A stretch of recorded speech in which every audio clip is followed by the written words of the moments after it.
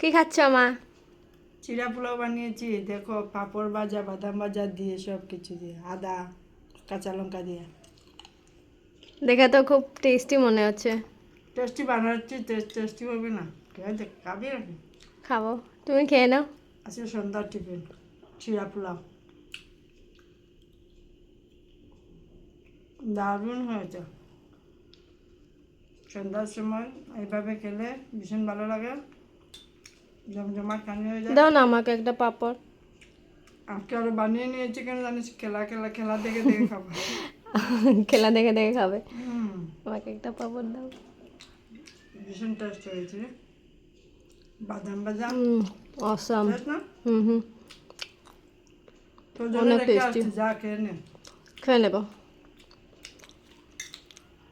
খুব দারুণ হয়েছে। বন্ধুরা, তোমরা এভাবে বানিয়ে খাবে সন্ধ্যার সময়, দারুণ লাগবে। চিড়া ভাজা, চিড়া পোলাও বলে এটাকে। চিড়া ভিজিয়ে রান্না করে নিলাম, আদা দিয়েছি, পেঁয়াজ কুচি দিয়েছি, কাঁচা লঙ্কা দিয়েছি, আর সঙ্গে বাদাম ভাজা, বাস কালি জিরাও দিয়েছো? খালি জিরাও দিয়েছি, আর কামড়ে কামড়ে পড়ছে খালি জিরা আর বাদাম। বাহ, জমে গেছে একদম।